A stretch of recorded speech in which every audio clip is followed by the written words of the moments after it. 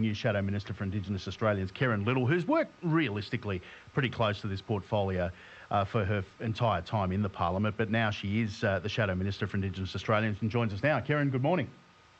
Good morning, Stephen, and to your listeners on this cold morning. It is a bit chilly. Congratulations, because they couldn't have picked a better person for this portfolio. You tend to approach this with a bit more common sense than some of your predecessors have. And I don't mean predecessors as far as shadow ministers, but ministers and people that work in the Indigenous space seem to ignore some of the obvious stuff that you've talked about in a recent opinion piece. Well, the evidence is certainly there, so I'm not sure why people don't focus on the evidence and action rather than activism, because if they did, we'd probably see a bit more progress in things like closing the gap, which are, of course, only 5 targets are on track and 5 are going in the wrong direction. The evidence is there. We need to act on evidence, not emotion. And I guess the key to that is, and obviously the voice to Parliament was the major, focal point of this in the last Parliament. Here in the ACT, we have an elected body and we have the worst outcomes for Indigenous Australians of anywhere in the country, which would surprise most people. But you've made a key point here that Indigenous is not a byword for disadvantage. We've got to be able to separate those successes from the failures. Well, we certainly do. There are many success stories, but we also need to recognise, as my predecessor did, that there are really vulnerable people within Indigenous Australia, and they're the people that we need to be focused on. They make up a significant proportion of the population, but certainly what we want to see is more of those people actually accessing those services. In the last census, there was a 25% increase in the people ticking that box to identify as Indigenous. I want to make sure that those people who have less education, who have challenges with language, who are not confident in speaking up, actually stay in the line and they're not pushed out by other people who have not experienced the same level of disadvantage or challenges that those people, that those services were set up for, so desperately need. Well, and I think you hit the nail on the head there, because as an Indigenous woman yourself, you'd be acutely aware of this, that there are people in your community that are desperately in need of government services, but it seems to be all-encompassing. So, and I don't want to put words in your mouth, but you don't need a handout, whereas some others do. Well, I've got to say that I've been to many people's homes where you and I are so lucky not to be living in, and they don't say to me, can you please give me a treaty? Can you please give me voice?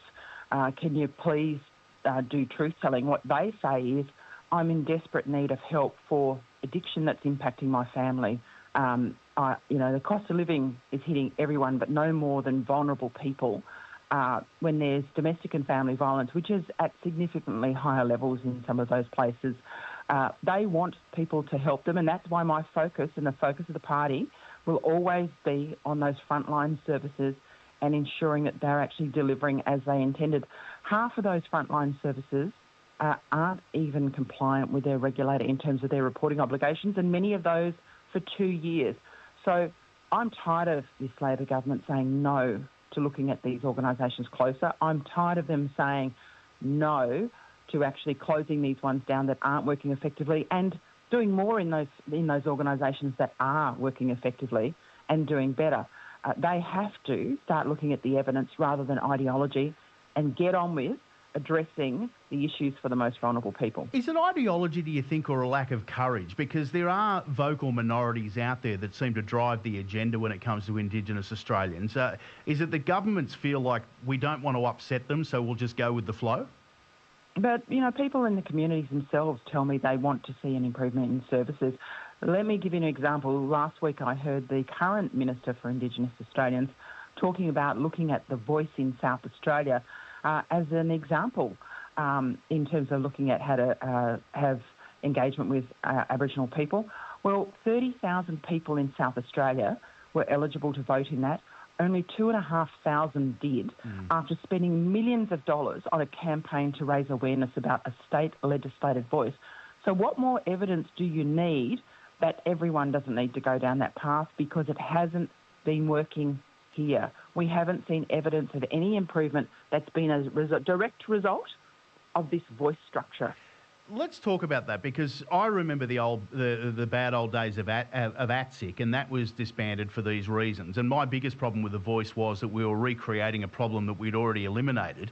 We now have this coalition of peaks. Do we need more decentralisation here and actually go to the ground where these people that need help are, rather than go through these myriad representative bodies that don't seem to be very representative? Well, the last I heard in the last Parliament, the Prime Minister was talking to the Coalition of Peaks about economic development. What do they know about economic development that you can't get better advice from those many Indigenous businesses that are operating already and have been successful in Australia? There are many of those. We don't talk to those people who have been successful enough and successful outside of the Aboriginal industry itself, outside of the public service, and say, how did you get there? What were the key things that you needed to get there? But we also need to assume we need to meet people where they're at. Some people will find that really challenging. Some people will find it really challenging to even find a job because we're not getting kids into school. I think you're right. Karen, we'll have to talk more often. Thanks for your time. Authorised by Karen Little, Liberal Party, Adelaide.